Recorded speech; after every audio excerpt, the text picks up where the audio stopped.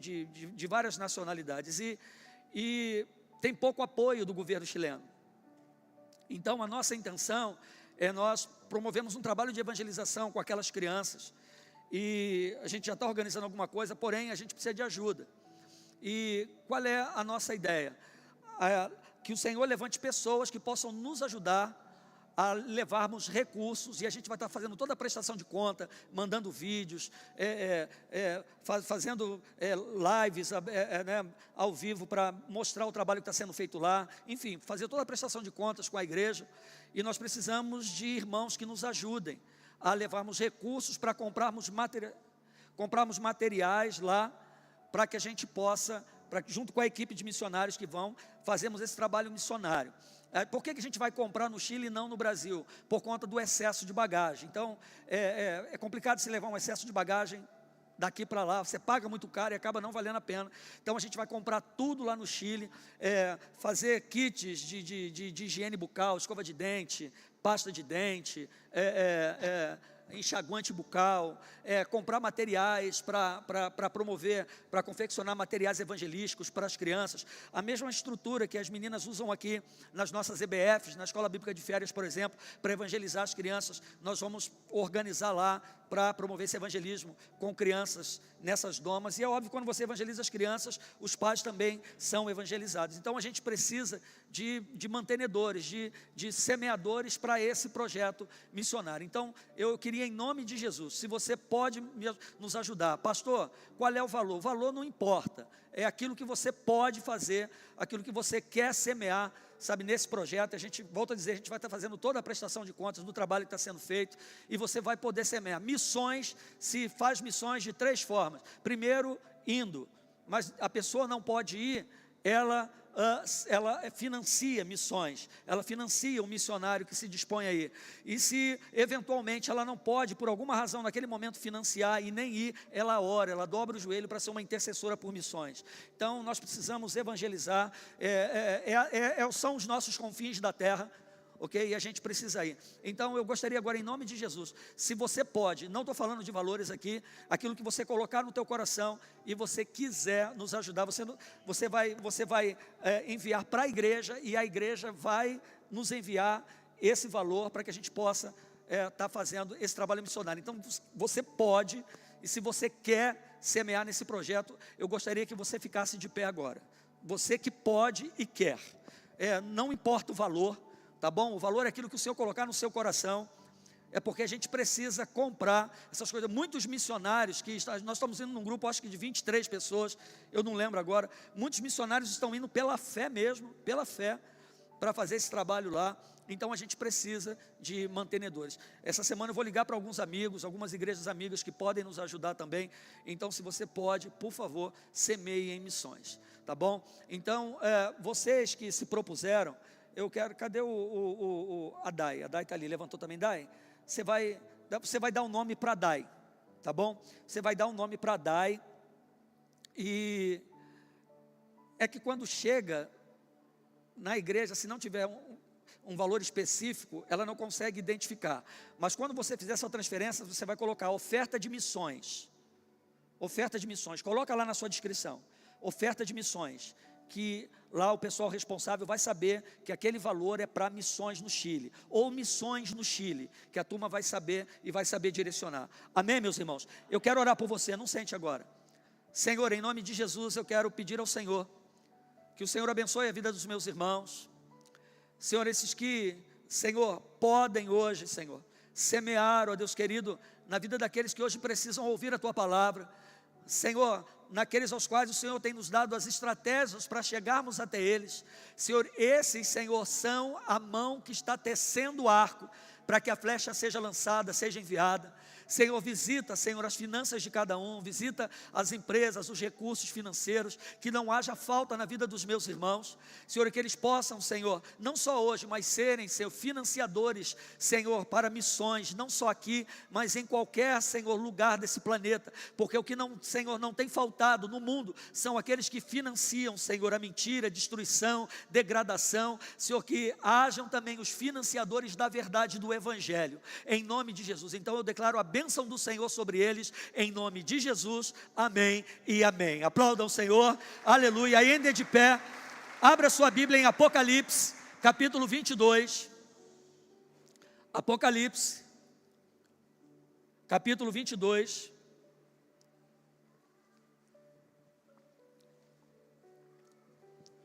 a partir do verso 12.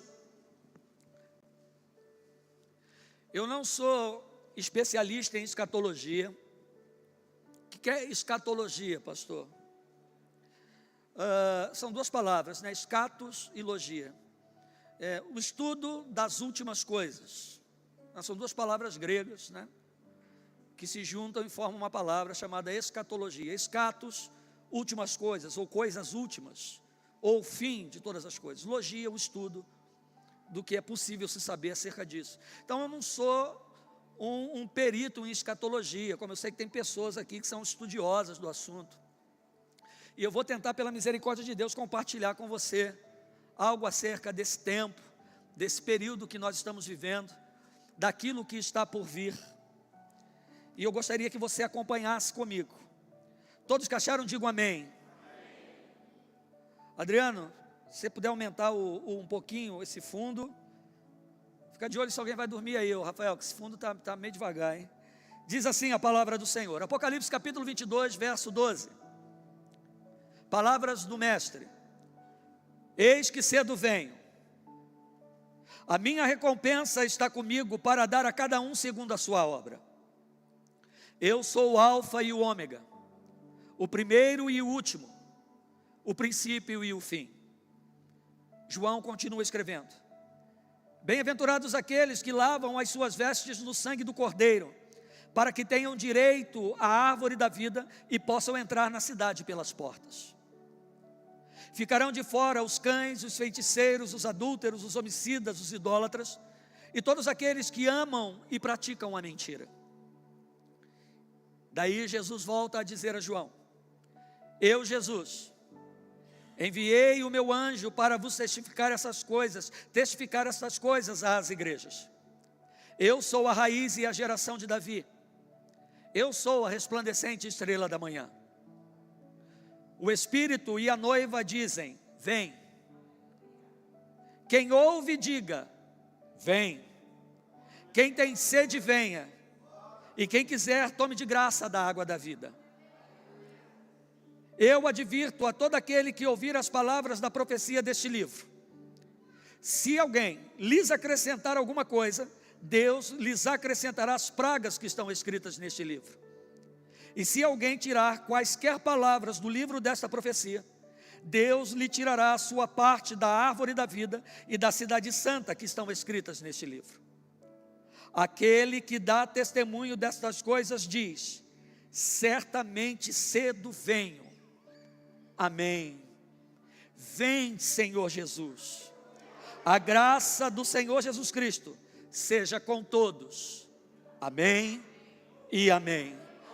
Quantos creem que essa é a palavra de Deus? Quantos creem que essa palavra tem poder para mudar destinos hoje aqui? Se você crê, dê a melhor salva de palmas que você puder para o Senhor. Aleluia. Soberano Deus e eterno Pai, Deus dos nossos pais, Deus de Abraão, Isaque e Jacó.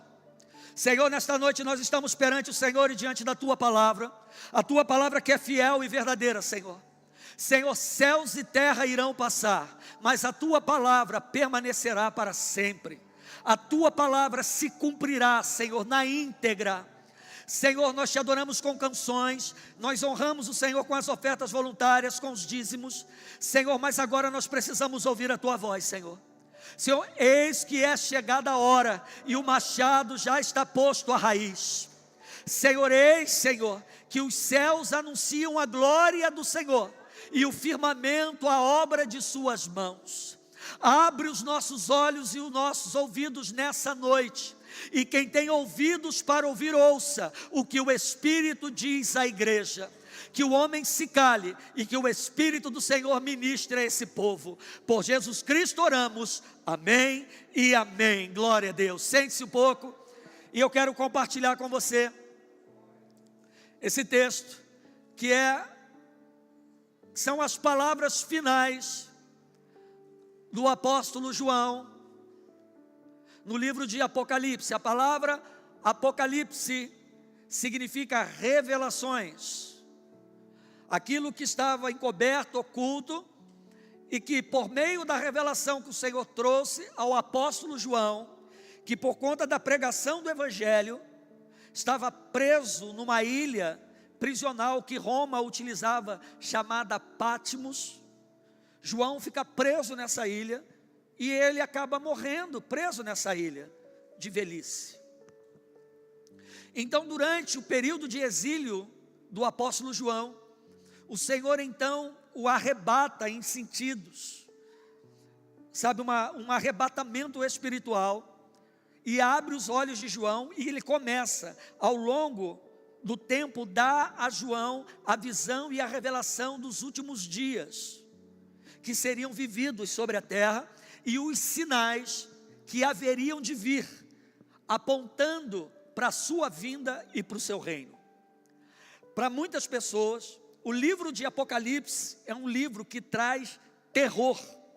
Muitas pessoas ficam aterrorizadas quando elas começam a ler o livro de Apocalipse, porque elas olham para o livro de Apocalipse e para a descrição de todo o livro como um ato vingativo e punitivo de Deus, enquanto que, na verdade, o livro do Apocalipse, ele é um livro, e são palavras que o Senhor traz, revelações que Ele dá a João para que sejam dadas à igreja, para que traga consolo à igreja e renove a esperança daqueles que creem, de que vale a pena perseverar até o fim, e que o justo receberá a sua recompensa, por ter perseverado, tomado a sua cruz e seguido pela fé em Cristo Jesus.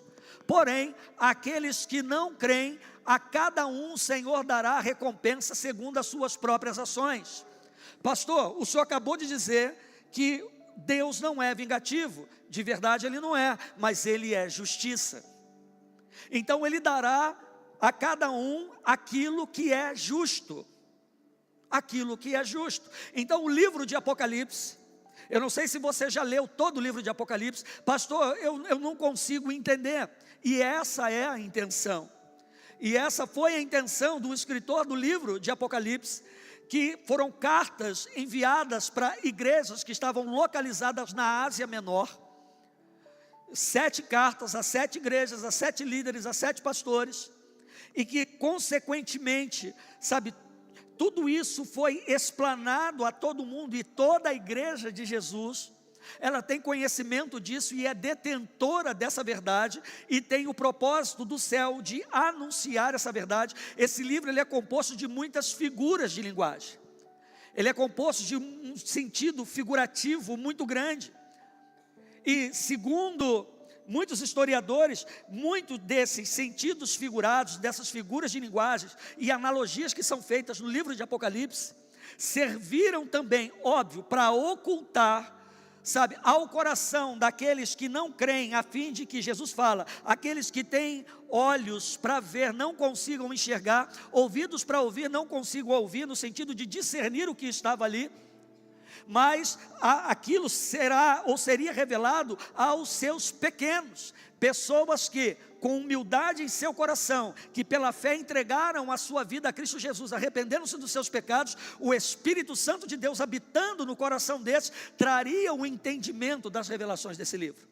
E todo esse sentido figurado do livro de Apocalipse também era uma estratégia para que, sendo interceptadas essas cartas, ou todo esse noticiar das últimas coisas pelo governo romano, por exemplo, para eles pudesse soar muito estranho e até uma bobagem, sabe, incompreensível, sabe, com base em todo o sentido figurado que o livro apresenta.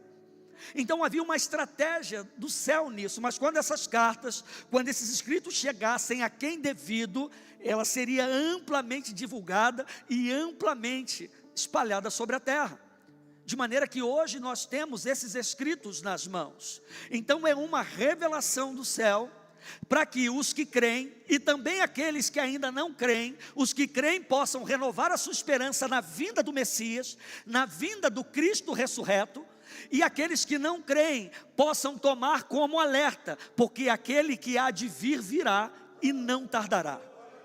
Mas pastor, há tanto tempo eu ouço que Jesus vai voltar, e Jesus nunca voltou. Há tanto tempo eu ouço, a minha bisavó já dizia que Jesus ia voltar, e até hoje ele não voltou, querido. O tempo, ele é dividido de duas maneiras.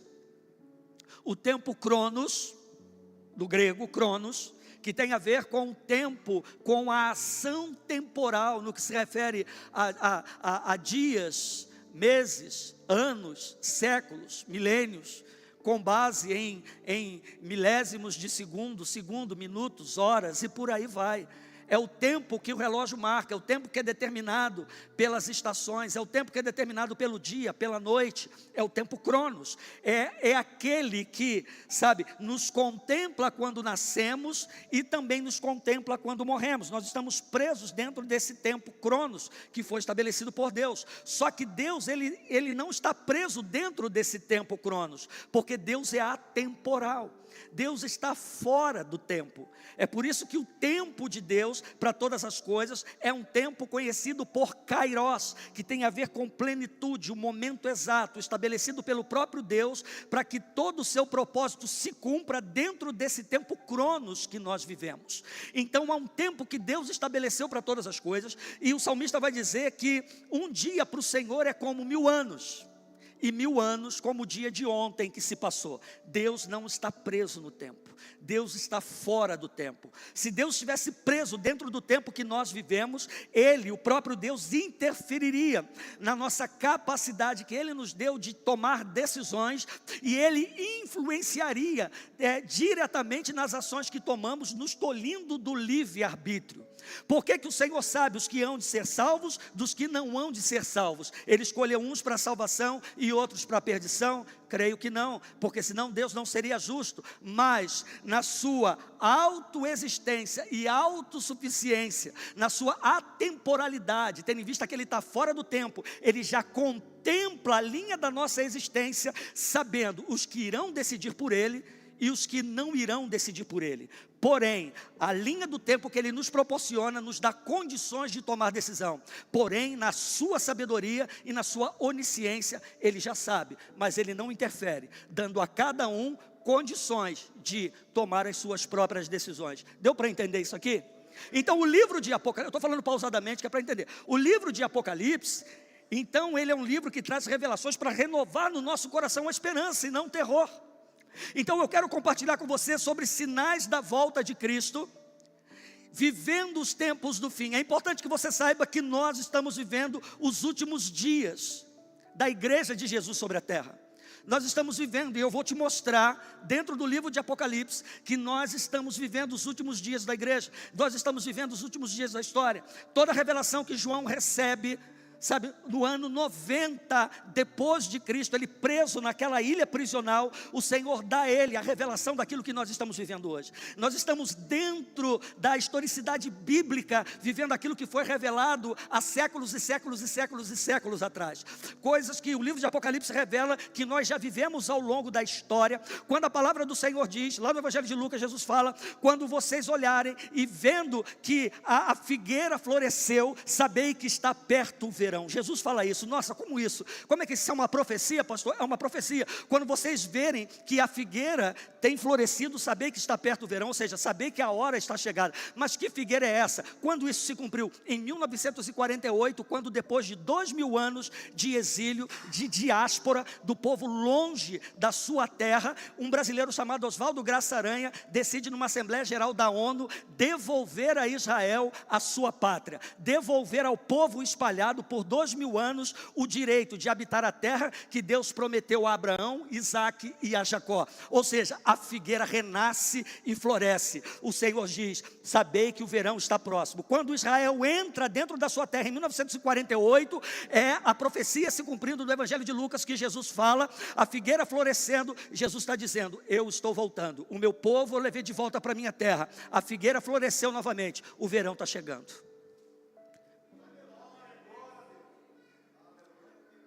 Então há sinais dentro do livro de Apocalipse, em toda a Bíblia, que apontam para esse tempo do fim. Nós estamos vivendo o dia do fim. Só que eu não vou entrar em todo o mérito aqui. Eu quero falar sobre apenas um ponto a princípio, e depois a gente vai tentar discorrer mais sobre isso. Mas eu quero muito rápido dar um resumo para você sobre as sequências dos acontecimentos dentro do livro do Apocalipse que antecedem a volta de Cristo. Dentro do livro de Apocalipse há uma sequência de acontecimentos que foram se desenrolando ao longo da nossa história, que apontam para a vida de Cristo. E você vai perceber, olhando para o livro de Apocalipse, e com base nisso que eu vou dizer para você aqui, sabe em que momento nós estamos vivendo, qual é o momento exato dentro da profecia bíblica que nós estamos vivendo, e isso deve nos trazer despertamento. Então, pastor, quais são as sequências de acontecimento no livro de Apocalipse que antecedem a volta de Cristo? Queridos, em primeiro lugar, a palavra do Senhor, lá no capítulo 4 e capítulo 5, João vai descrever todo o cenário real da igreja. A Bíblia fala de 7 igrejas na Ásia Menor, aonde são enviadas 7 cartas que Jesus ordena que João escreva e envie para essas igrejas, aos pastores da igreja. E todas elas vai começar assim: ao anjo da igreja de Éfeso, por exemplo, isto diz aquele que vive, por aí vai. Se você pegar essas 7 cartas escritas a essas 7 igrejas, não foram só 7 cartas escritas meramente a 7 igrejas. Se você ler cada uma dessas 7 cartas, cada uma dessas 7 igrejas tem características que Jesus ou enaltece ou condena. Há elogios a algumas, mas há sérias reprimendas para todas elas, com exceção da igreja de Filadélfia, que ficava na cidade de Filadélfia. Mas essas 7 cartas, essas 7 igrejas apontam e descrevem 7 momentos históricos na vida, na história da igreja de Jesus, etapas que a igreja vai vivendo, e eu não vou falar sobre isso hoje, só para você entender, etapas proféticas, espirituais dentro da igreja de Jesus, dentro do corpo de Cristo, que a igreja foi vivendo ao longo do tempo. E o Senhor, Ele aponta, quando Ele manda enviar essas cartas, Ele está revelando os momentos da história pelos quais a igreja iria passar, usando características daquela igreja a qual estava recebendo aquela carta. Mas isso é assunto para outro dia. Dentro dessa sequência de acontecimentos que estão dentro do livro do Apocalipse, a palavra do livro do Apocalipse vai falar sobre 7 selos, que é o início, sabe, das dores, o início de um período grande de sofrimento, de guerra, de problema que nós estamos vivendo. Vai falar sobre trombetas, 7 trombetas que vão sendo soadas, sabe, que são juízos e avisos parciais de um período muito pior e terrível que viriam sobre a terra. Dentre eles, desastres ecológicos cósmicos, granizo, fogo, sangue, mar e rios sendo destruídos, escurecimento do sol, da lua. Vai falar sobre 3 ais dentro desse contexto das 7 trombetas. Vai falar sobre juízos espirituais. Vai falar sobre um conflito espiritual e a ascensão da besta. E que besta é essa? A besta que ascende do mar, que vem do mar, e a besta que vem da terra. Essa besta que vem do mar é o anticristo. A besta que vem do mar, o mar é o mundo. É alguém que emerge de dentro de um contexto econômico, político, de grande poder, que vai dominar o mundo, vai dominar a economia do mundo, vai dominar a paz do mundo. E ele já está no cenário global hoje. Então é um homem com grande poder que vai se levantar, e ele já está no nosso meio. E uma besta que emerge da terra, que é um grande líder espiritual, alguém que tem capacidade, poder de influência, que arrastará multidões, espiritualmente falando, com o seu discurso em nome de Jesus, que a Bíblia chama do falso profeta. Esse vai apoiar o governo do anticristo, e todos os dois já estão no cenário global. Todos os dois, e a gente vai ver isso aqui. A Bíblia fala de 7 taças, 7 selos, 7 trombetas, 7 taças. Um conflito espiritual final, a queda da Babilônia, a queda de um sistema religioso, a queda de um sistema econômico, a queda de um sistema mundial, político, que está sendo estabelecido, mas que em um momento vai cair. Dentro dessa sequência fala da guerra do Armagedon. Quem vai lá para Israel em julho do ano que vem vai conhecer o Vale de Meguido, o Vale do Armagedon, onde isso vai acontecer, que está em Apocalipse capítulo 19, de uma reunião de exércitos contra Deus. Quando fala contra Deus, está falando contra o povo de Deus, que vai acontecer naquela região, que vai ser influenciado, sabe, por esse espírito que já foi liberado sobre a terra. E a volta de Cristo propriamente dita, que é a parte final do Apocalipse, Cristo governando, sabe, com supremacia, com poder, um reino milenar, e depois disso o juízo, o julgamento, e cada um vai receber o fruto das suas ações.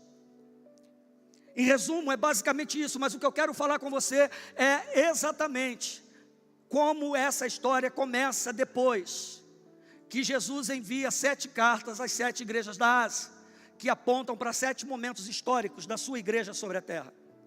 Eu quero falar sobre esses 7 selos.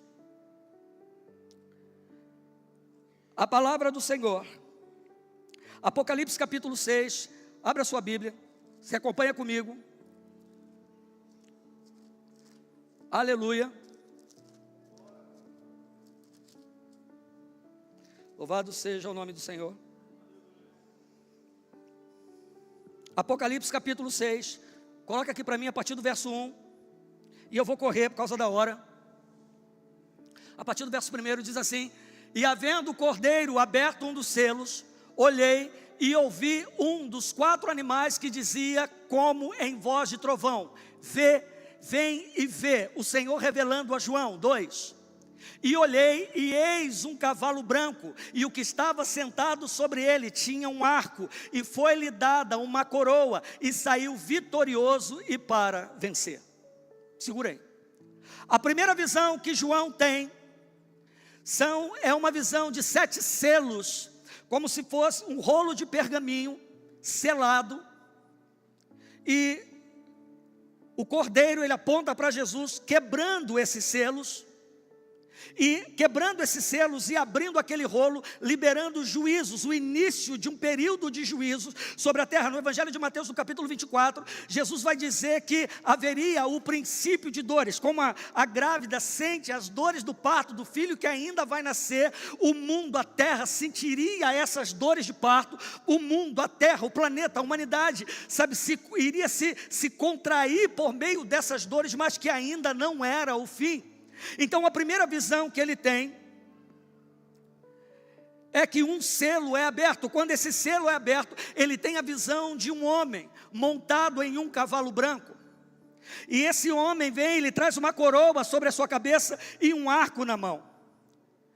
Esse homem montado num cavalo branco aponta para a conquista. Aconteceu uma coisa muito interessante esses dias, em outubro agora de 2025. E você pode pesquisar na internet, quando você sair daqui. Às vezes a gente lê, presta atenção nos noticiários, ou pelo menos olha, mas não presta atenção no que está acontecendo e não consegue fazer uma correlação das coisas.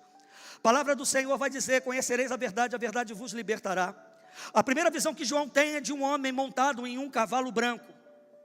E quando fala de arco e de coroa, fala de governo, de domínio, de influência, de um certo poder, alguém que tem condição de conquistar, de expandir de alguma maneira, e aponta para engano, um engano religioso principalmente.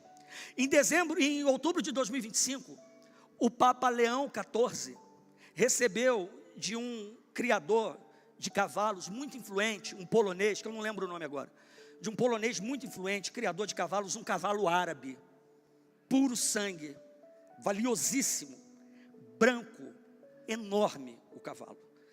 E o Papa, ele foi presenteado por esse homem com esse cavalo. E o nome desse cavalo é Proton. Repete comigo: Proton. Sabe o que significa Proton? Esse cavalo branco, o primeiro. O primeiro. Pode pesquisar na internet aí. Tem manchetes do G1, todo lugar que você quiser pesquisar. O nome desse cavalo, que ele foi presenteado por esse criador polonês, um cavalo árabe, valiosíssimo, puro sangue. O cavalo chama-se Proton, que significa o primeiro. E quando João tem essa visão e é quebrado o primeiro selo, ele tem a visão de um homem montado em um cavalo branco. Ele vinha com um arco e uma coroa na mão. Poder, autoridade, sabe? É poder para expandir, de promover engano. Proton, o primeiro. Então a palavra de Deus, os acontecimentos, já nos mostram de que o primeiro selo já foi aberto. E muita gente, o primeiro já está aí. E aí o tempo passa, o Senhor dá uma visão a João sobre mais um selo, mais um rolo. E o cordeiro quebra o segundo selo e abre aquele rolo. E a visão que João tem é de um cavalo vermelho vindo e cavalgando sobre a terra. Atrás, sabe, daquele cavalo branco e do seu cavaleiro, vem um cavalo vermelho, o seu cavaleiro cavalgando sobre a terra. O entendimento que esse cavalo preto, a Bíblia vai dizer que esse cavaleiro ele traz perturbação, inquietação, e ele promove grande destruição sobre a terra por meio de guerras. Como é que nós estamos vivendo hoje? Jesus diz, sabe, que nós ouviríamos falar de guerra, de rumor de guerra. Meu irmão, tem guerra, pastor, mas sempre existiu guerra. Aponta que esse cavaleiro do cavalo vermelho já está cavalgando há muito tempo, irmão. O diabo faz, e ele também mostra. Jesus tem mostrado que ele está voltando hoje, agora, recente. Ele mostrou para nós, o primeiro já está entre nós há muito tempo. Rumores de guerra acontecendo, guerra na África, guerra na Ásia, guerra na Europa, guerras civis, tudo acontecendo, o mundo inteiro. Esse cavalo vermelho representa a guerra. O cavaleiro dele tem uma grande espada e tira a paz da terra, tira a paz dos homens. Ninguém se respeita mais, todo mundo se odeia, violência, sangue sendo derramado a todo tempo, com mais intensidade, irmão. O segundo selo já foi aberto há muito tempo. Há muito tempo. Esse homem de branco então quebra o terceiro selo é aberto. E quando esse terceiro selo é aberto, João tem a visão de um terceiro cavalo com seu cavaleiro, e era um cavalo preto, um branco, um vermelho, o preto, e esse cavaleiro vem marchando sobre a terra, naquele cavalo imponente preto. Lembre-se que é uma visão espiritual. A Bíblia diz que esse cavaleiro montado sobre esse cavalo, ele traz em sua mão uma balança, e junto com esse cavaleiro, junto com essa balança, ele vem declarando uma palavra: um punhado de farinha por um ceitil. Ou seja, era um dia, isso representa um dia de trabalho, dizendo que as pessoas teriam que trabalhar um dia para comer naquele dia. Sabe qual é o nome desse cavaleiro? Fome. Esse cavalo preto com seu cavaleiro, e esse cavaleiro com uma balança na mão, dizendo: eu dou comida, mas por um dia de trabalho. Um dia de trabalho seu, você vai ter que trabalhar para comer naquele dia. O nome desse cavaleiro: fome. E o que isso aponta? Colapso na economia, irmão. A economia global está colapsando. Vai haver dentro desse colapso, eu disse que esse homem, sabe, essa besta que iria emergir da terra, que Apocalipse chama de o anticristo, que vai ser contrário tudo aquilo que se chama pelo nome do Senhor. No começo ele vai se mostrar favorável, vai aproximar as nações dele, sabe, vai trazer uma relativa paz, mas depois ele vai revelar a sua face, apoiado pelo falso profeta, que irá realizar milagres. Lembra-se, Proton, o primeiro cavalo, que traz engano, que traz uma série de coisas. Esse homem,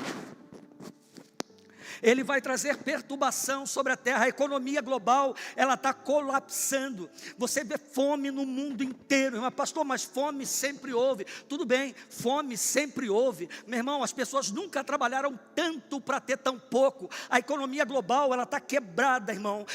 Um homem já se levantou e está no nosso meio. Ele vai unir toda a economia, sabe, vai criar uma única moeda. As pessoas vão viver um período de paz, um período de prosperidade. Mas para viver isso, elas vão precisar, sabe, anexar elas uma marca que aponta ponte para esse homem. A Bíblia fala de uma marca, sem ela ninguém compraria, ninguém venderia, ninguém iria negociar, ninguém iria fazer nada. Ela ia estar dentro de um sistema que iria possibilitar relativamente viver por meio daquela marca e por meio, sabe, da adequação àquele sistema. As coisas estão ficando cada vez mais apertadas. O nosso país hoje tem uma dívida pública de 10 trilhões de reais. Você sabe o que significa isso, irmão? Uma dívida pública de 10 trilhões de reais. Tu sabe aonde isso vai parar, irmão?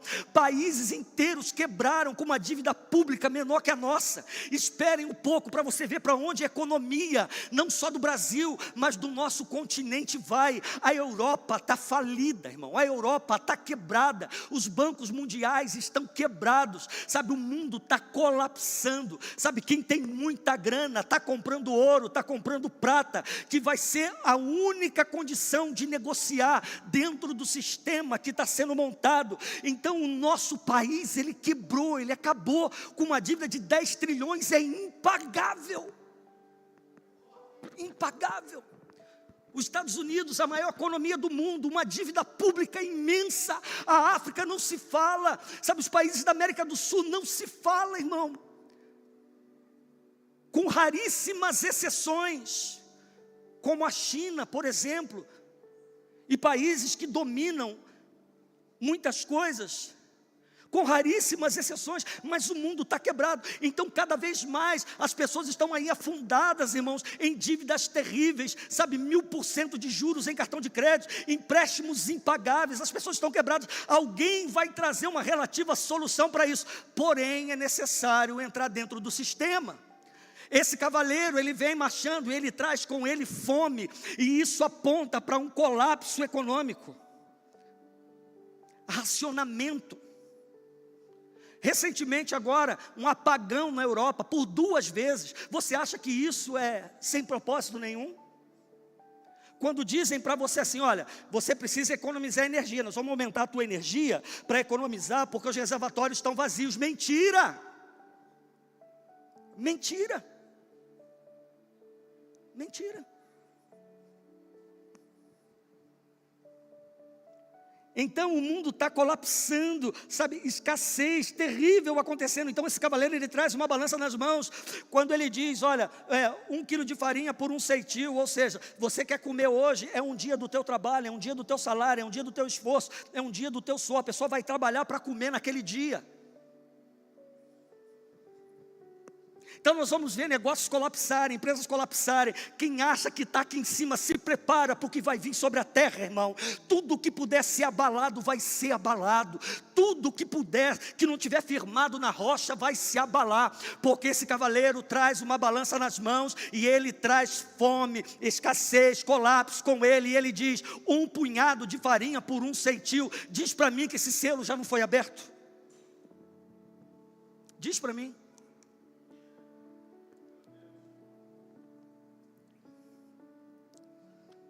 E aí ele quebra o 4º selo.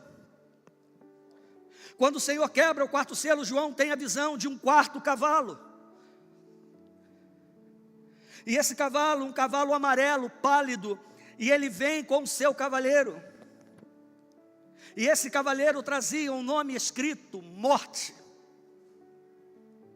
Ele trazia um nome sobre ele, morte, e a Bíblia vai dizer que o inferno seguia esse cavaleiro. A visão que João tem, um cavalo amarelo, pálido, o seu cavaleiro com o nome de morte, e o inferno o seguia. E qual era a visão espiritual profética que Jesus tinha desse 4º selo, desse 4º cavalo, desse 4º cavaleiro liberado, chamado morte? Representa uma mortalidade em massa, uma mortalidade por guerra, uma mortalidade por fome, uma mortalidade por peste. Nós passamos pela pandemia, irmão. Espera o que está vindo por aí. Espera. Eu falei hoje pela manhã, aqui no café com o pessoal, um navio médico chinês estava lá, atracado no porto do Rio de Janeiro. Só entrava civis dentro dele, civis brasileiro. A marinha brasileira foi lá saber por que ele ser um navio médico chinês. Estava lá porque alguém autorizou. Alguém do nosso governo autorizou um navio militar hospital chinês atracado no Porto do Rio de Janeiro, só entrava civis. Quando a Marinha do Brasil chegou lá para entrar no navio, os militares chineses não deixaram entrar, porque dentro do navio é território chinês. Agora, o que as pessoas estavam fazendo dentro de um navio médico chinês aportado, sabe, no Rio de Janeiro, irmãos? O que eles estavam recebendo lá? Espera depois do carnaval. Espera para você ver, tudo que a pandemia deixou, isso vai levar embora. Eu digo para você, se firma na rocha, porque esse cavaleiro, ele vinha montado no cavalo, e o nome dele era Morte, e o inferno o acompanhava. E essa morte por meio de fome, por meio de guerras, por meio de pestes, por meio de pandemias, por meio de tudo que nós estamos vivendo historicamente. Você pode pesquisar isso aí, não é invenção minha não. Qualquer pessoa curiosa e que se dedique no mínimo a estudar para tentar compreender, ela vai saber isso. A cada 100 anos, uma pandemia global varreu o planeta. A cada 100 anos, a última foi o corona. Agora, aqui vai vir, muito menos de 100 anos, com menos de 5, com menos de uma década, vai varrer o planeta, muito mais que a gripe espanhola, muito mais do que a tifo, muito mais do que qualquer outra coisa, muito mais do que o coronavírus, muito mais do que qualquer... Ninguém viu jamais na história o que está para vir. Porque esse cavaleiro do cavalo amarelo, seu nome é Morte, e o inferno o acompanha. Quem tem ouvidos para ouvir, ouça. Pastor, mas meu Deus, que coisa apavorante, aterrorizante. Não, meu irmão, o livro de Apocalipse nos traz esperança, significa que Jesus está voltando. Pastor, não acredito nada disso aí, tem problema nenhum. Ele não vai deixar de ser quem é, a palavra dele não vai deixar de se cumprir, porque tu não acredita. Tem problema nenhum, continue assim. Ele abre o 5º selo. Quando ele abre o 5º selo, ele tem a visão dos mártires, das pessoas, dos irmãos que foram mortos por causa do Evangelho, de todas as partes do mundo, de toda a tribo, língua e nação. Pessoas que foram perseguidas ao longo de toda a história, mortas por causa do Evangelho de Cristo, por causa da palavra de Deus.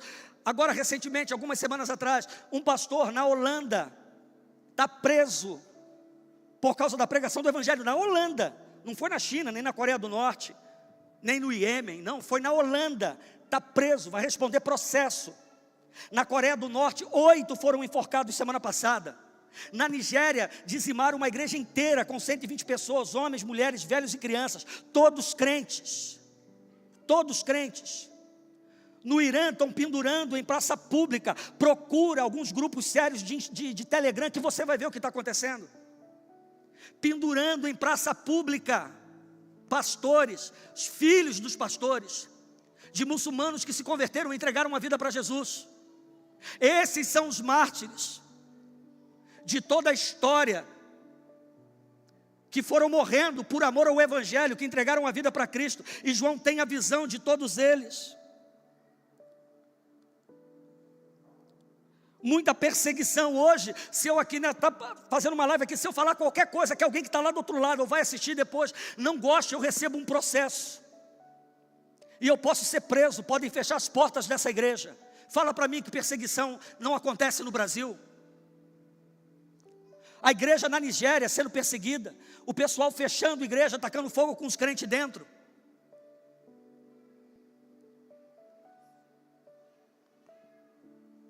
Serra Leoa, os camaradas jogando criança para as feras devorarem, porque se converteram do Islã ao cristianismo. Aqui a gente tem uma boa vida e não tem um pingo de vergonha na cara, irmão. Aqui a gente tem toda a mordomia para servir a Jesus, e a gente não tem um pingo de vergonha na cara. A gente brinca com o Evangelho, vem para a igreja, senta numa cadeira, sai falando mal de todo mundo, sai falando mal da igreja, sai falando mal do irmão, sai falando mal do pastor, sai falando mal disso, mal daquilo outro, e não sabe o que tem muita gente passando. Tem gente, meu irmão, vivendo desse jeito. E quando esse selo é quebrado, ele tem a visão dos mártires, de uma perseguição terrível. Aguarda o que vai vir por aí. O Brasil está muito fácil, irmão. Aguarda, se aprovarem pelo menos 2 ou 3 projetos em Brasília, esquece esse modelo de igreja que a gente tem. Esquece, acabou. Não se pode ler a Bíblia dentro das escolas no Brasil, mas você pode entrar com uma Bíblia dentro de um presídio. Por que não pode ler uma Bíblia dentro da escola? Porque você que é adolescente, se você pegar um grupo e for orar dentro da tua escola, amanhã você está lá na secretaria, se você não tiver suspenso, porque, afinal de contas, o Brasil é um estado laico. As pessoas nem sabem o que significa estado laico. A igreja sendo perseguida de todas as formas. Gente brincando com o evangelho, um monte de gente dizendo, não pode isso, não pode bater palma, não pode dar glória a Deus, não pode dar aleluia, não pode isso, não pode dar aquilo, mas um monte de pecado oculto, escondido, gente que se engasga com mosquito, mas engole camelo a vida inteira.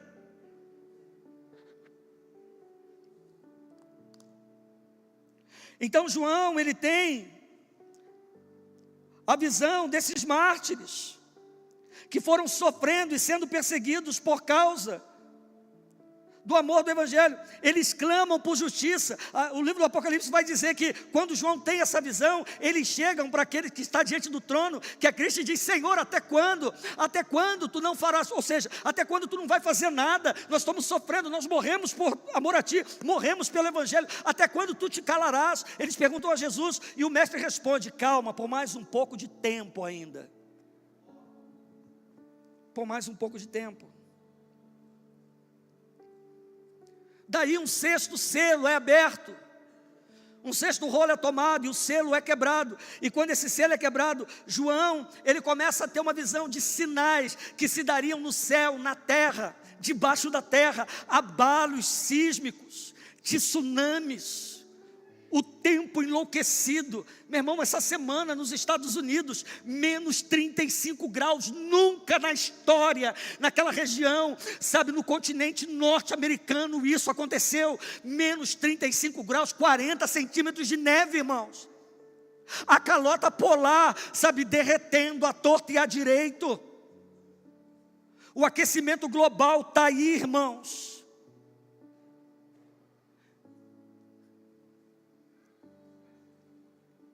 Nós estávamos em Natal, uma certa feita, e a gente estava no hotel lá em Natal. A terra tremeu lá em Natal. Em Minas Gerais, em muitas regiões, o tempo inteiro. Nós vivemos uma sequência de luas de sangue nos últimos anos, que o livro de Daniel aponta. Então o céu dando sinais o tempo inteiro, a terra dando sinais, o mar dando sinais. A palavra do Senhor diz que se aproximando aqueles dias, no deserto, em Israel, a terra seca iria se transformar em uma fonte de águas. Existe um fenômeno na região do Mar Morto chamado Bolanes. Aquela região do Mar Morto, o Mar Morto é a maior jaziga de sal do planeta. Nada afunda ali. Por mais que você queira, nada afunda porque é muito sal, é muito mineral. Ninguém afunda no Mar Morto. E é o ponto mais baixo do planeta, é ali, naquela região do Mar Morto. Fica no norte de Israel. E debaixo da terra existe uma placa de sal imensa, imensa, imensa, imensa, imensa, que não permite o lençol freático de irrigar a terra. Só que tem acontecido uns fenômenos naquela região, que a palavra de Deus aponta, aonde crateras têm se aberto naquela região do Mar Morto, rompendo esse bloqueio dessa calota de sal por baixo da superfície. Água doce tem brotado e na água doce dado peixe. No Mar Morto nada vive, mas nesses Bolanes, água doce com peixe. A terra dando sinais, irmãos. O céu dando sinais. O mar dando sinais. Sinais cósmicos. Então esse selo retrata eventos que aconteceriam, sabe, eventos climáticos dramáticos e abalos de ordem mundial acontecendo o tempo todo. O tempo todo. Diz para mim que esse selo não está aberto, são os princípios das dores. Depois eu vou falar aqui um pouquinho sobre as 7 trombetas e as 7 taças. Se acha que está ruim, espera começar a tocar as trombetas. Se acha que está ruim, espera as 7 taças para ver. Quando ele quebra o 7 selo, ele fica surpreso, porque ele espera uma outra visão catastrófica. Mas a Bíblia diz que quando o sétimo selo é quebrado, há um silêncio no céu. O céu silencia. Ele não vê e não ouve nenhum transtorno. A palavra do Senhor vai dizer que quando o selo é quebrado, há um silêncio no céu por meia hora. E essa meia hora não é meia hora literal, 30 minutos, obviamente, é um período de tempo. É um período de tempo. Há um silêncio no mundo, na terra, por um período de tempo, que aparenta uma relativa paz, ou seja, ufa, eu acho que agora as coisas vão se normalizar. E a palavra do Senhor vai dizer, quando vocês ouvirem falar de paz, virá sobre vós uma repentina destruição. Hoje há um monte de profeta por aí dizendo, a paz, a paz, a paz, como foi nos tempos de Jeremias. Nabucodonosor e todo o exército babilônico cercando, sitiando a cidade, os profetas dentro da cidade, dos muros de Jerusalém, dizendo, não vai dar nada, a paz, a paz, a paz, e eles perseguindo Jeremias, porque Jeremias falando, gente, a gente tem que se arrepender, isso é o juízo de Deus sobre nós por causa do pecado, os outros dizendo, nada, não tem nada a ver, a paz, a paz, a paz, pegaram, jogaram Jeremias numa cisterna, puniram Jeremias, Jeremias sofreu. O que aconteceu? Nabucodonosor invade Jerusalém, mata metade do povo, leva a outra metade cativa, o sítio era tão grande que as mães, os filhos morriam, as mães comiam os filhos e davam para os outros filhos comerem.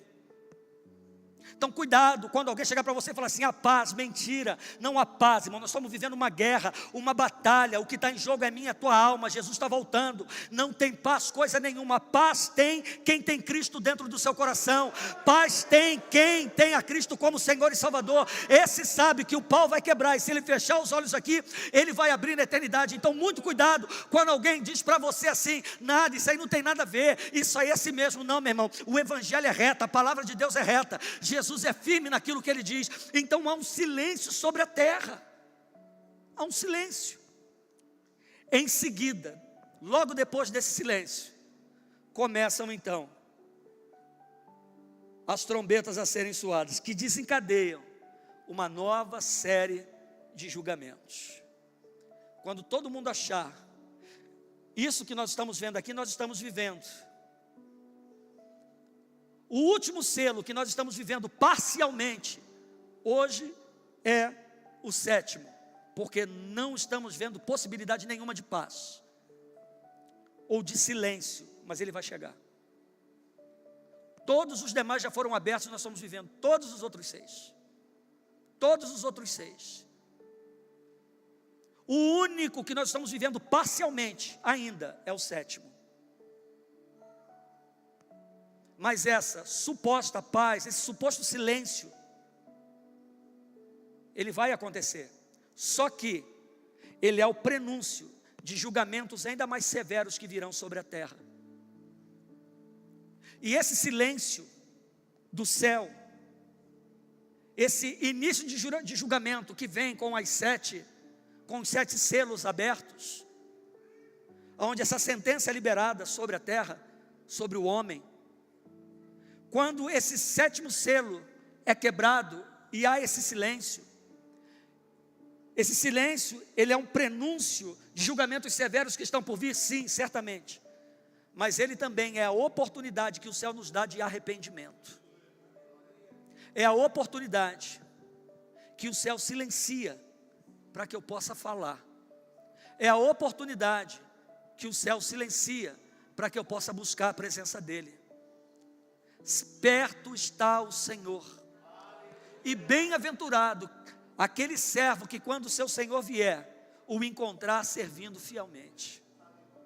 Jesus está voltando. Não brinca com a sua alma, não brinca com a sua salvação. Jesus teve que morrer na cruz pela minha e pela tua alma, para que o meu e o teu pecado fosse perdoado. Dinheiro não compra a salvação. O nosso status não tem poder para nos salvar. Há muitos homens e mulheres bilhardários no mundo que dariam tudo o que têm por mais um único dia de saúde.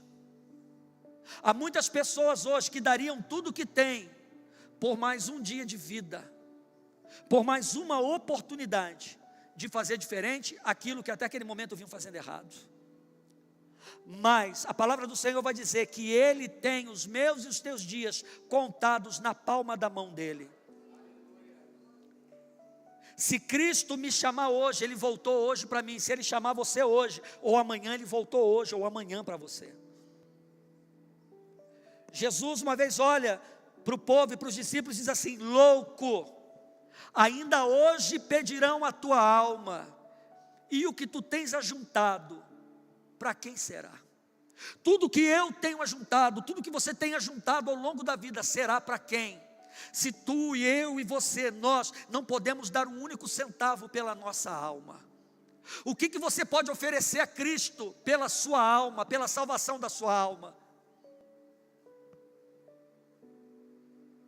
Porque o único preço a ser pago foi pago na cruz do Calvário, que foi o sangue de Jesus derramado naquela cruz. Muito sofrimento, para que eu pudesse reconhecer o que Ele fez por mim. O Senhor não quer que eu e você sejamos religiosos, não, irmão. Mas Ele quer que nós sejamos servos. Pastor, eu sou filho de Deus. Eu te provo na Bíblia que não existe filho de Deus sem passar por Jesus. Evangelho de João, capítulo 1, Andréia, e eu encerro. Não existe filho de Deus sem passar por Jesus Cristo. Eu vou ler esses primeiros versos, depois o verso 12. Deixa eu me achar aqui.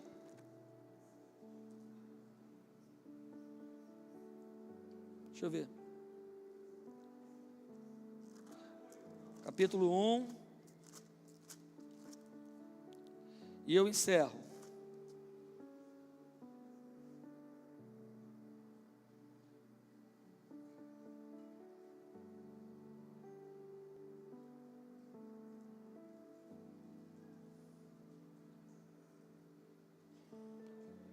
Vai dando glória aí.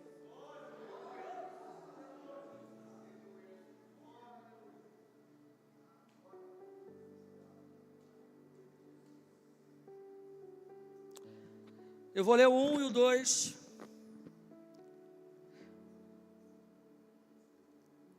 Eu vou ler do 1 em diante, depois o verso 12. Vamos lá. Verso 1. No princípio era o verbo. João fala de Jesus. No princípio era o verbo. O mesmo João que teve essa revelação do Apocalipse. E o verbo, a palavra verbo no grego é uma palavra chamada logos, ou logum, é onde tudo se conjuga. É da onde tudo tem o princípio, é da onde tudo se forma. Toda frase que formamos, todo argumento que explanamos, ele precisa de um verbo. Seja um verbo impositivo, seja um verbo de ação, seja um verbo de ligação. Não existe relacionamento, não existe comunicação sem um verbo, na nossa língua portuguesa principalmente. No grego, o grego é muito parecido com o português, então ele vai dizer que no princípio era o verbo, e o verbo estava com Deus, e o verbo era Deus. 2. Ele estava no princípio com Deus, quando tudo foi formado. 3. E todas as coisas foram feitas por Ele, e sem Ele nada do que foi feito se fez. Nele estava a vida, e a vida era a luz dos homens. 5. E a luz resplandece nas trevas, e as trevas não a compreenderam. Verso 12. Verso 12. E aí eu mostro para você, provo para você que ninguém é filho de Deus sem antes passar por Jesus. O pecado acabou com esse negócio de filiação, mas a todos quantos o receberam. Receberam a quem? A Cristo. Deu-lhes o poder de serem feitos o quê? Filhos de Deus. Aos que creem no seu nome. Então não vem com esse papo, eu sou filho de Deus. Se Cristo não é Senhor da sua vida, você não é filho de Deus coisíssima nenhuma. Eu acho que é, pode achar o que quiser. A Bíblia diz que o pecado destruiu a minha filiação. Todo aquele que pratica pecado é filho do diabo. Filho de Deus é todo aquele que se arrepende do seu pecado, entrega a sua vida a Jesus, tem a Jesus Cristo como Senhor e Salvador, o confessa e testemunha Jesus Cristo. Não sou eu que estou dizendo não, a Bíblia, mas a todos todos quanto receberam, deu-lhes o poder. Essa palavra poder no original é uma palavra chamada dunamis. Dunamis, que significa poder para romper, poder para destruir fortaleza. Deu-lhes o poder de serem feitos filhos de Deus a todos os que creem no seu nome. Eu sou filho de Deus, Jesus é Senhor da tua vida, glória a Deus, aleluia. Agora, se Cristo não é Senhor, você pode ser filho de qualquer coisa, no teu RG tem nome do teu pai, da tua mãe, mas não é filho de Deus. Não sou eu que estou dizendo, é a Bíblia que está dizendo. E o céu é para os filhos, o céu é para quem está debaixo de uma filiação.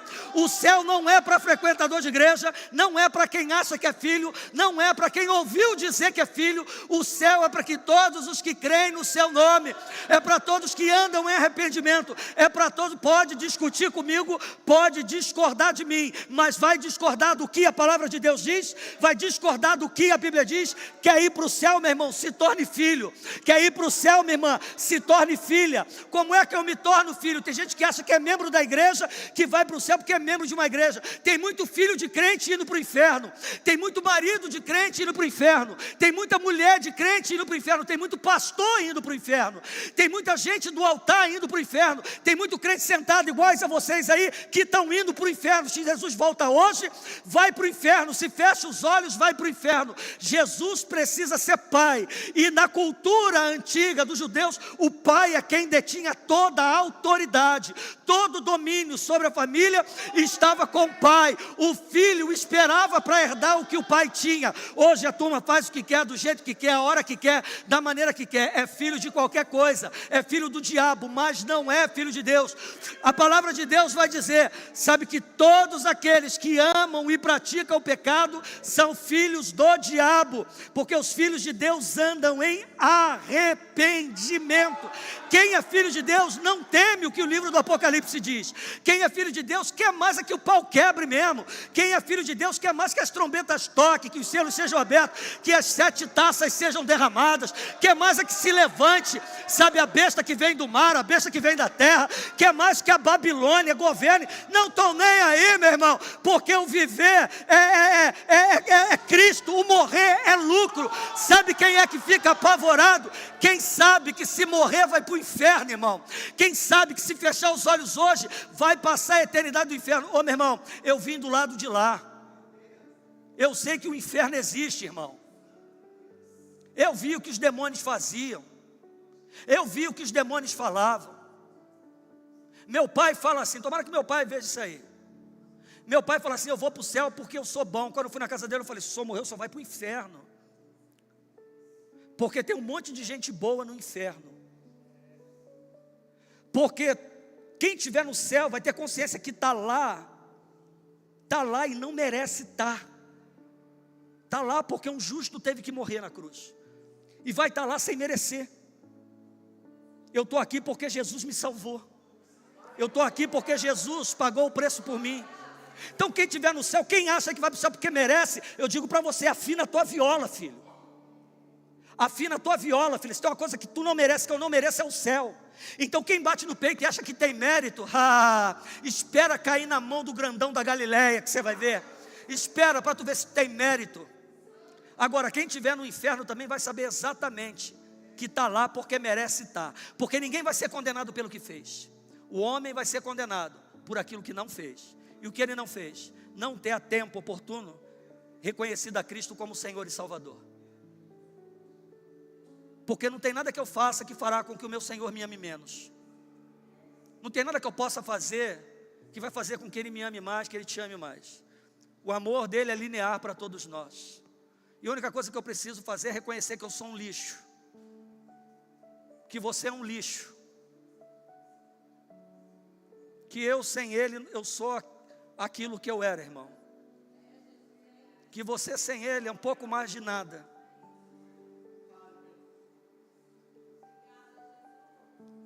Basta cair numa cama, basta apertar um pouquinho, irmão. Então, o livro do Apocalipse, para os que creem, renova a esperança da vinda do Mestre. E essas pessoas, sabe, não vem a hora do Cristo romper o céu em glória. Eu não vejo a hora, irmão, de tudo isso acabar. Seja os meus dias terminarem aqui, pastor, só quer morrer? Não, não quero morrer. Tenho muita coisa para fazer, espero casar minha neta, espero. Mas se não aprover o Senhor, o viver é Cristo, morrer é lucro. Para você, o viver é Cristo? Cadê os frutos da tua vida em Cristo? O morrer é lucro? Porque os que confiaram a sua eternidade nas mãos dele, enquanto está aqui, o viver é para ele. E quando partir daqui, ô meu irmão, as aflições desse tempo não podem se comparar com o que está por vir. Um país muito antigo chamado Morávia, uma vez uns jovens missionários creram em Jesus, se venderam como escravos para pregar o evangelho para os escravos. Se venderam como escravos. Tamanho o amor que eles adquiriram por Jesus. Na Morávia, se venderam como escravos. E aí, quando eles foram questionados acerca disso, e o porquê eles fizeram isso, eles disseram: para que o Cordeiro receba a recompensa pelo sofrimento dele, através de nós. O morrer é Cristo, irmão. É lucro. Ninguém morre por uma mentira. Basta você pegar a história da igreja desde o seu início. Homens que se permitiram serem jogados em barris de óleo fervendo, jogados de cima de prédios, decapitados, serem enforcados, lançados às feras para serem devorados, cerrados ao meio, mutilados, humilhados. Quem é que morre por uma mentira, irmão? Quem é capaz de morrer assim por uma mentira? Quem é capaz de se vender como escravo por uma mentira? Quem é capaz de fazer isso? Uma mentira é capaz de ser sustentada com 2, 3, 4, 5 pessoas e por pouco tempo. Como é que uma mentira se sustenta por milhares e milhares e milhares e milhares de anos? Com milhões e bilhões e bilhões de pessoas falando a mesma coisa. Como é que se sustenta uma mentira desse jeito, gente? No Irã, as pessoas pegando página de Bíblia, escondendo dentro do sapato, correndo o risco de ser morto, só para ter um pedaço da palavra de Deus, se convertendo do Islã, e comendo, lendo trechos da Bíblia e comendo para não serem encontrados. Quem é que morre por causa de uma mentira? E aqui a gente se vive no Brasil, a igreja que tem tudo, como se fosse uma mentira, todo o conforto que a gente tem, irmão. Um monte de gente aqui, eu vou visitar a igreja, porque eu estou assim. Não, não venha não, fique em casa. Se venha, se converta, entregue o seu coração a Jesus, ame a Jesus mais do que a sua própria vida. Isso não é um remédio paliativo para uma dor de cabeça. O que está em jogo é a minha e a tua alma. Não é uma brincadeira isso. Então Cristo é real, Ele é verdadeiro. Então quando Jesus revela essas palavras a João, mesmo João preso, ele corre riscos, mas ele anuncia isso. Ele anuncia. Então, irmão, o viver é Cristo. Será que um sexo com uma outra mulher, além da minha mulher, vale mais do que Cristo fez por mim? Será que negociar alguma coisa de maneira equivocada por um punhado de moeda vale a pena pelo preço que Jesus pagou por mim? Será que viver mal com você porque você passou por mim e não deu bom dia, ou porque você fez alguma coisa que eu não gostei, vale a pena romper um relacionamento com você, sendo que eu digo ser um servo de Deus, enquanto o meu mestre diz: olha, se te obrigarem a caminhar uma milha, caminha 2, se te pedirem a túnica, dê também a capa, se te baterem numa face, vira também a outra. Que servo de Deus sou eu, irmão? Que servo de Deus sou eu que roubo o meu Deus? Que servo de Deus sou eu que aqui sou uma coisa dentro da minha casa, aqui eu sou um crente, dentro da minha casa eu sou um demônio? Que crente sou eu que estou afundado na pornografia, estou afundado em um monte de coisa errada? Que servo de Deus sou eu? Que servo de Deus sou eu que vivo dando mau testemunho? Que servo de Deus sou eu? Eu mereço o inferno mesmo, irmão. O meu lugar é um inferno mesmo. Marido, o que a tua mulher pode falar de você? Mulher, o que o teu marido pode falar de você? Filhos, o que os teus pais falam de você? O que as pessoas podem falar de você? O que as pessoas podem falar de mim quando você não está me vendo? Se o meu Jesus me chamar, na hora que ninguém me vê, qual é o testemunho que Ele vai dar de mim? Qual é o testemunho que Ele vai dar de você? Qual é o testemunho que Ele vai dar dessa igreja? Durante muitos anos da minha vida, eu acreditei que a igreja era um grande hospital, e me perdoe, mas eu vou terminar, que a igreja era um grande hospital, até que eu me convenci, depois de 20 e tantos anos do Evangelho, de que a igreja não é um hospital coisa nenhuma.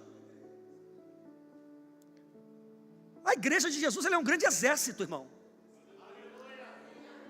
Porque num grande hospital tem gente doente o tempo inteiro. Tem gente que quer andar, ser carregado o tempo inteiro. Tem gente que, sabe, tem comidinha na boca o tempo inteiro. Não, a igreja não é hospital, coisa nenhuma. Exército, a igreja é um quartel general de treinamento. Eu posso chegar quebrado, Jesus me levanta e diz, agora vai.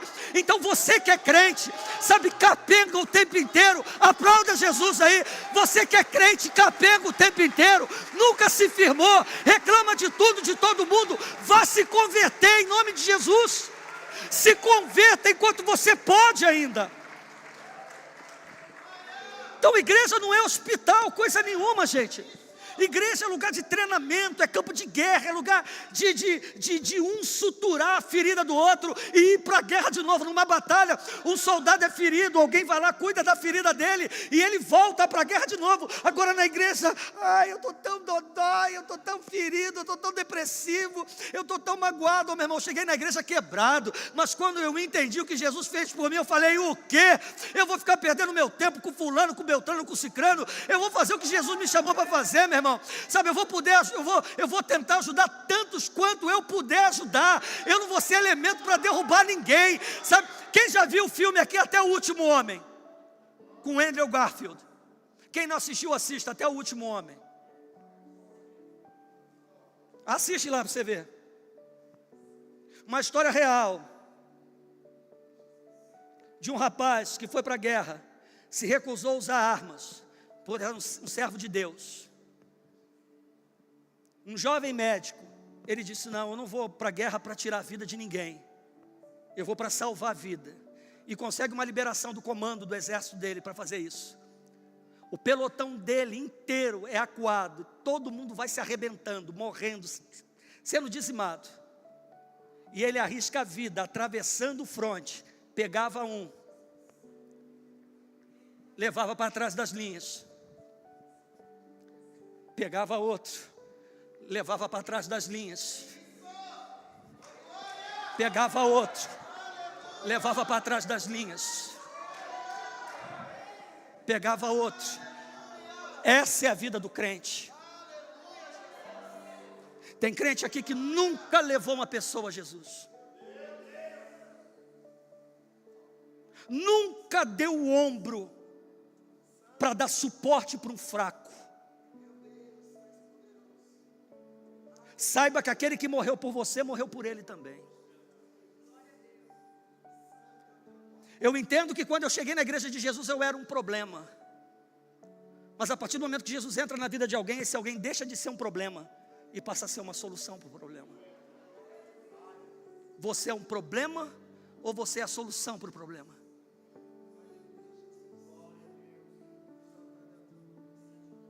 Pode chegar na igreja quebrada, arrebentada, mas o Senhor da igreja traz cura para nós. O Senhor da igreja nos coloca de pé. E não é para ficar sentado numa cadeira o restante da vida não, meu irmão. É para dar ao cordeiro a recompensa pelo sofrimento dele. Um crente que não faz nada para Jesus, ele já pode morrer. É a parábola da figueira que Jesus conta. Para que vai habitar a terra inutilmente? A figueira estava lá. Era uma figueira, uma árvore frutífera, era tempo de dar fruto. Jesus vai procurar, não tem fruto nenhum. Jesus fala, corta, joga fora. Vai habitar a terra inutilmente para quê? Se tu é um crente, eu sou um crente, que não frutifica nada para Jesus, você já pode morrer, irmão. Vai ficar sofrendo aqui para quê? Se eu sou servo de Deus e estou aqui habitando a terra inutilmente, não dou um fruto para Jesus, eu vou ficar fazendo o que aqui? Eu já posso morrer. Esse mundo não merece você. Você já pode morrer. Eu já posso morrer, o mundo não me merece. Agora, se há um propósito eterno na minha e na tua vida, meu irmão, frutifica. Seja bênção. Abandona o pecado. Reconheça Jesus como Senhor e Salvador. Deixa Ele mudar a história. Pastor, eu não sei, Ele ensina. Pastor, eu não consigo, Ele ajuda. Pastor, eu não tenho força, Ele fortalece. Pastor, eu não sei falar, não se preocupa não. Moisés também não sabia. Pastor, eu não sei orar, não precisa não, basta falar com Ele, não precisa. Pastor, eu não gosto disso, eu não gosto daquilo, eu não gosto daquilo outro. O culto não é para você não, meu irmão, o culto é para Ele. O culto não é para mim, o culto é para Ele. Ah, eu não gosto disso, não gosto daquilo. Nasce de uma virgem, meu irmão. Passa pelo mundo sem pecado, morre na cruz, ressuscita ao terceiro dia, escreve um evangelho para você, cria uma igreja, vai ser do jeito que você quer. Mas ainda assim tem uma igreja para cada crente. Tem para quem bate palma, para quem não bate palma. Tem para quem pula rodando, tem para quem não pula rodando. Tem para quem adora sentado, tem para quem adora em pé. Tem para quem gosta de dançar, tem para quem não gosta de dançar. Tem para quem fala em língua estranha. Tem para quem acha que é pecado falar língua estranha. Tem para quem usa a Bíblia na nova tradução na linguagem de hoje. Tem para quem usa a Bíblia na tradução de Scofield. Tem com luz, tem sem luz. Tem com microfone, sem microfone. Tem com som alto, com som baixo, com bateria, sem bateria. Com teclado, sem teclado. Com cantina, sem cantina. Com cadeira, com banco, com carpete, sem carpete. A única coisa que não pode faltar na igreja é Jesus. A única coisa que não pode faltar na igreja é a palavra. Porque enquanto tiver Jesus, enquanto tiver a palavra, enquanto o Espírito Santo tiver, Ele vai continuar salvando em todos os lugares. Mas em todos os lugares vai precisar haver um crente que vai se levantar e vai dizer: Senhor, envia-me a mim. E eu encerro dizendo que o livro do Apocalipse não é para trazer pavor e tremor, mas alegria e esperança. Nós estamos vivendo a abertura dos selos há muito tempo. Vamos começar a viver o período das trombetas. O anticristo já está entre nós, pode ter certeza, absoluta, plena. O falso profeta também, sem dúvida nenhuma, já está entre nós. Espere cenas dos próximos capítulos. As trombetas vão começar a ser soadas. As taças vão começar a ser derramadas. Maranata, vem Senhor Jesus. Você pode aplaudir o Senhor? Aleluia. Glória a Deus. E eu quero orar agora. Peço desculpas a você pelo horário. Me perdoe, por favor. Me perdoe.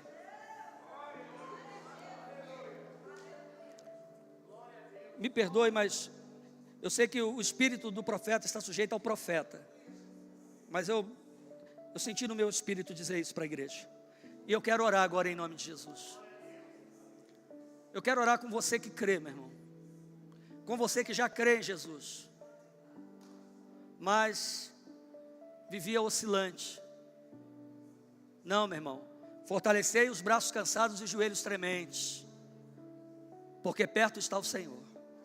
Então você que crê em Jesus, ama Jesus, mas vivia oscilante, hoje é dia de fortalecer os braços.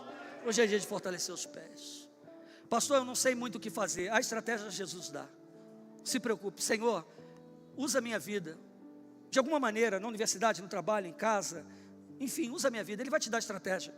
Basta se colocar à disposição. Você acha que Isaías sabia o que fazer quando ele disse: Senhor, eis-me aqui, envia-me a mim. Ele tinha acabado de dizer: eu sou um homem impuro no meio de um povo de impuros lábios. Logo depois ele fala: envia a mim, Senhor.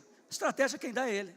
Então eu quero orar primeiro por esse grupo de pessoas. Você que hoje está aqui e precisa de renovo. Renovo.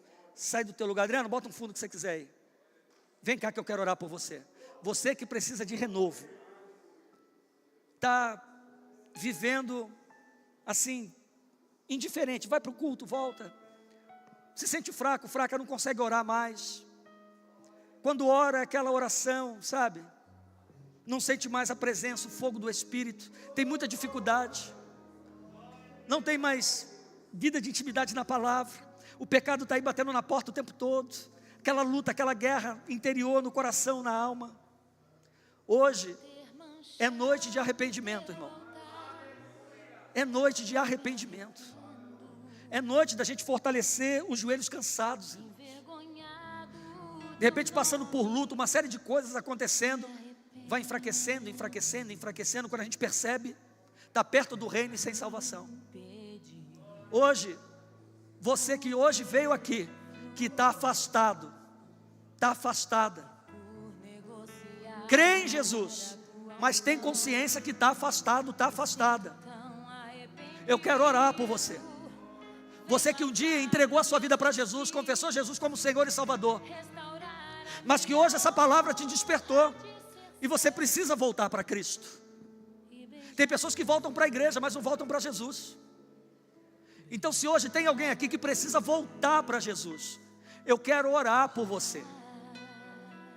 Levanta a tua mão onde você está, que eu quero orar por você. Pastor, eu estava longe, mas eu quero voltar para Jesus hoje. Você que hoje está aqui e entendeu que precisa de um Salvador e de um Senhor para a sua vida. Você que quer entregar a sua vida a Jesus, precisa de perdão para os seus pecados, não importa quais são, saiba que Ele te perdoa. Então, se tem alguém hoje aqui que deseja entregar a sua vida a Jesus Cristo e recebê-lo como Senhor e Salvador da sua alma, levanta a sua mão que eu quero orar por você. Pastor, eu quero entregar a minha vida a Jesus. Aonde está a primeira pessoa que eu quero orar por você agora? Pastor, eu quero entregar o meu coração a Cristo hoje. Eu entendi que o meu lugar não é um inferno. Eu entendi que Jesus está voltando. E eu quero que de verdade Jesus conduza a minha vida, que eu quero morar no céu. Então, se você quer morar no céu, sai do teu lugar, vem aqui, eu quero orar por você agora, em nome de Jesus Cristo de Nazaré. Eu não vou demorar, eu quero orar, intercessão. Vem aqui agora, por favor, vamos orar rapidinho aqui. Os intercessores, pode aumentar, Adriano. Volta lá, pode aumentar, nós vamos orar agora. Se tiver alguém aqui que impõe as mãos aqui, ora, pede o Senhor para renovar. Então, está em tempo ainda. Se você quiser sair do seu lugar, precisa de força, precisa de renovo, precisa de graça, em nome de Jesus, vem cá, vamos orar. Vamos orar em nome do Senhor. Coloca a mão no teu coração agora. Pai, em nome de Jesus, nós estamos agora diante de Ti. A Sua palavra é fiel e verdadeira, Senhor, e perto está o Senhor, muito mais perto hoje do que naquele dia em que nós aceitamos a fé. Senhor, os selos já foram abertos, as trombetas, Senhor, começarão a ser tocadas. O Senhor está próximo. Senhor, o Senhor já está na fase de preparação daqueles que vão encontrar o Senhor nas nuvens. Muitos irão negar o Teu nome, mas nessa noite, Senhor, aonde houver um coração disponível para o Senhor, entra, meu Jesus, faz a Tua obra. Senhor, retira todo o impedimento.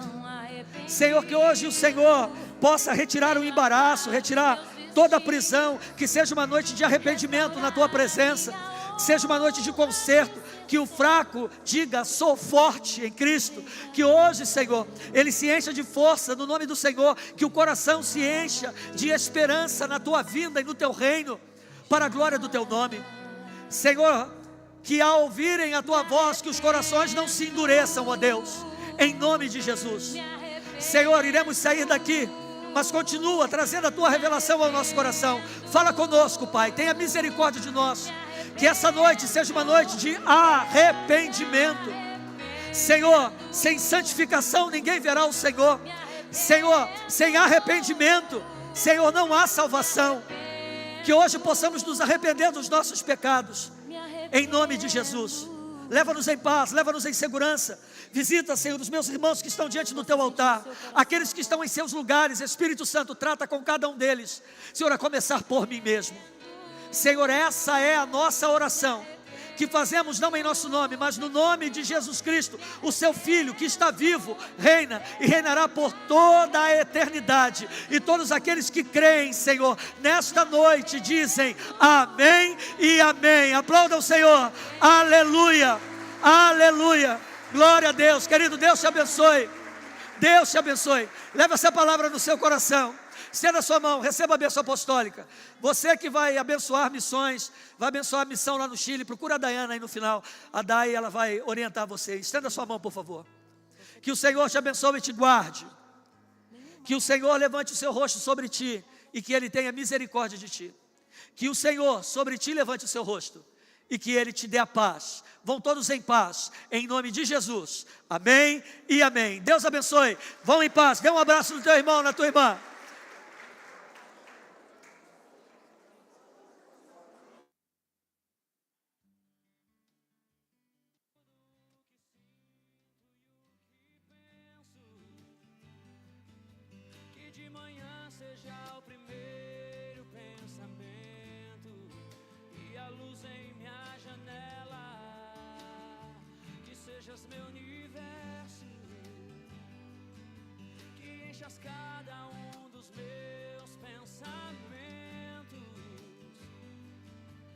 tua presença e o teu poder seja o alimento. Jesus, este é o meu desejo, que sejas meu universo. Não quero dar-te só uma